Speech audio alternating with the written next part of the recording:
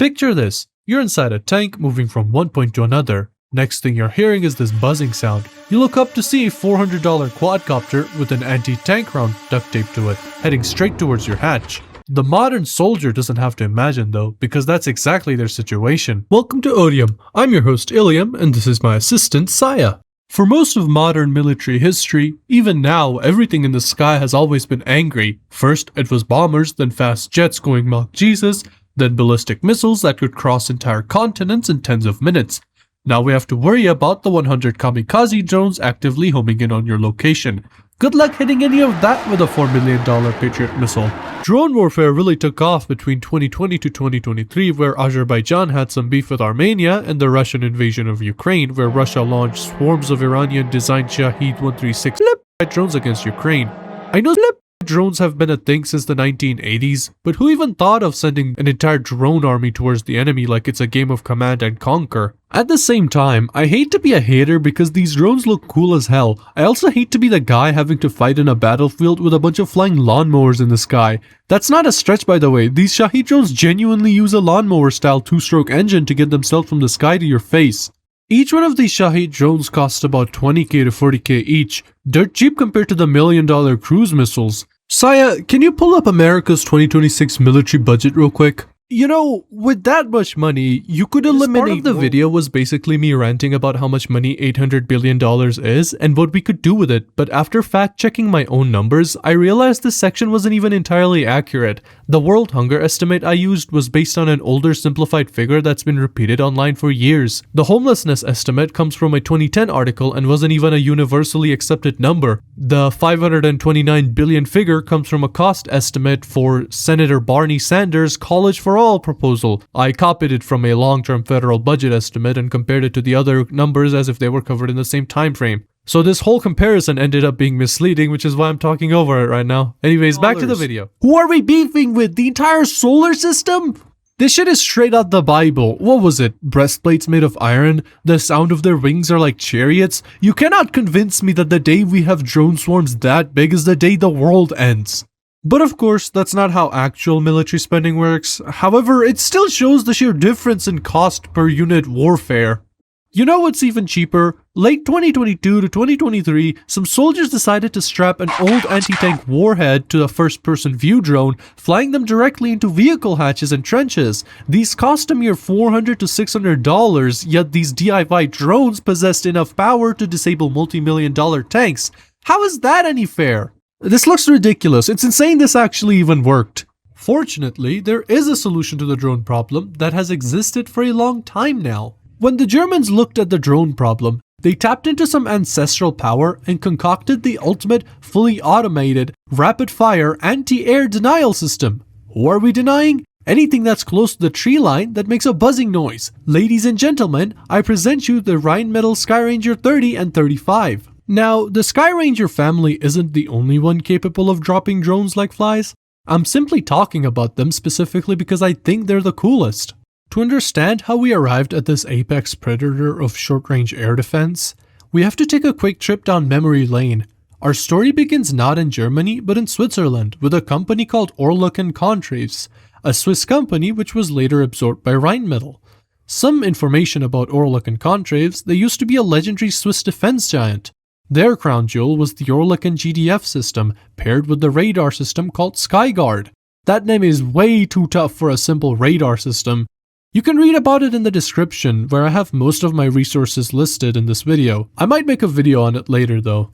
The spiritual grandfather of the Skyranger is the legendary Flakpanzer Gepard, a monster of a machine. A Leopard 1 tank chassis with twin 35mm Oerlikon cannons and a radar system so good it could spot a fly at a kilometer.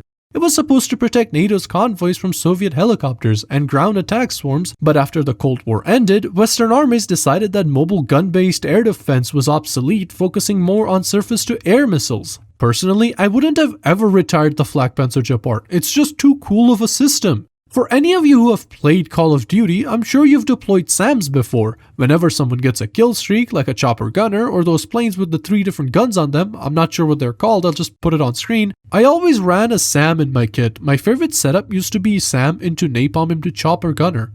In 2022, Ukraine decided that they want to dip their toes in the drone meta and did a full body dive instead, opening the floodgates to drone warfare, which is when a few thousand rounds of rapid-fire cannon look really good again. It's the next day of the voiceover, and I bit my tongue this morning, so it kinda hurts to talk a little. Continuing forward, Rheinmetall, having acquired Oerlikon's air defense division, realized that the Flak Panzer was basically a relic at this point. Heavy, requiring a massive crew and a chassis the size of an entire tank, which is why they revamped it into a lighter, modern, digitalized hotter turret that can be slapped onto any large vehicle chassis. Thus, the Skyranger family was born. I'm not checking for copyrights for these images. With the amount I'm blasting on screen, I hope I don't get hit by the hammers of YouTube. Now, Rheinmetall didn't just build one system. They built two flavors of death and destruction. Depending on how deep your pockets are and how big your truck is, let's talk about them, starting with the fat kid in the right, the Skyranger 35. The Skyranger 35 is for those who want it pure and simple. It has a single 35mm revolver cannon that fires at a blistering 1000 rounds per minute. It has an effective combat range of up to 4000 meters. As great as that sounds, there's a little catch to it. This thing is fat as hell.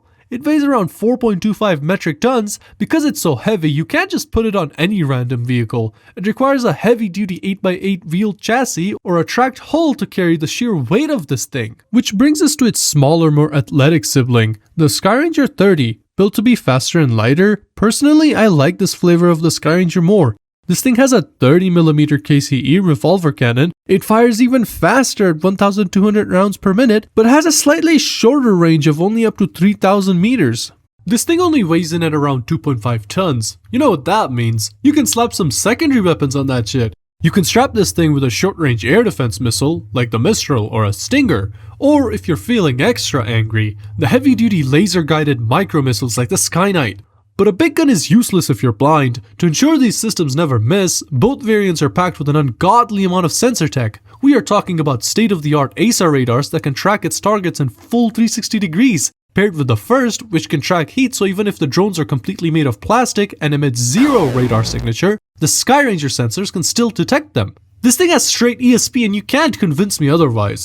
Now, you might be thinking, hey Mr. Ilium, shooting a tiny fast-moving drone with a single bullet would be like trying to catch a fly with a chopstick. How are you meant to shoot down the drones like this? That's where the secret sauce comes in, a head ammunition. When the Skyranger fires, the bullet coming out of it passes through a muzzle which has 3 electromagnetic induction coils. The first 2 calculates the speed of the bullet, and the third one programs a little timer within the bullet telling it exactly when to explode. On the topic of a head ammunition, this is so cool, it's like shooting an entire shotgun shell and having the shotgun shell explode near the target. That's 65% more bullet per bullet!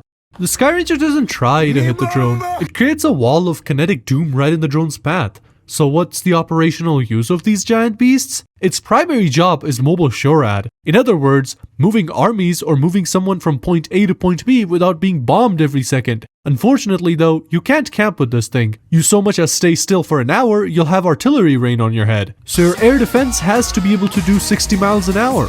Because the threat of drone swarms are so real, European militaries have been buying the Skyranger like it's a brand new iPhone. As part of the European Sky Shield initiative, tough as hell name, nations across NATO are standardizing their short-range air defense around this platform. The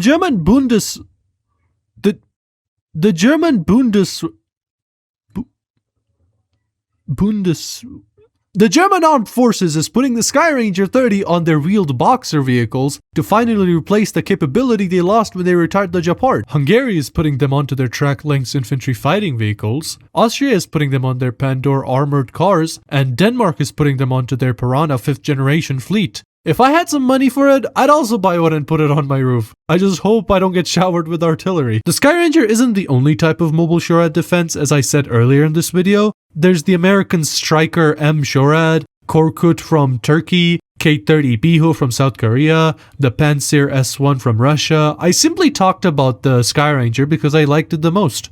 Well, there you have it folks, my first video. I put a lot of effort into it, so I hope whoever ends up watching my video likes it. I'll be making more like these in the future where I autism about topics I find interesting. This whole channel is just an outlet for me to talk about things I think are cool, and military warfare and tech are just one of them. I debated if I wanted to be a storytime animator, but came to the realization that my personal experiences aren't really that interesting. I also debated making my first video, but decided against it because I'm probably being survivorship biased really hard. There's probably like 100 channels that failed to get popular for every viral one. I'll be trying a bunch of different stuff since it's the start of my channel to see what works and what doesn't. I hope YouTube doesn't bury me like the rest. And I hope you had a fun time watching my video. I'll be seeing you guys in the next one.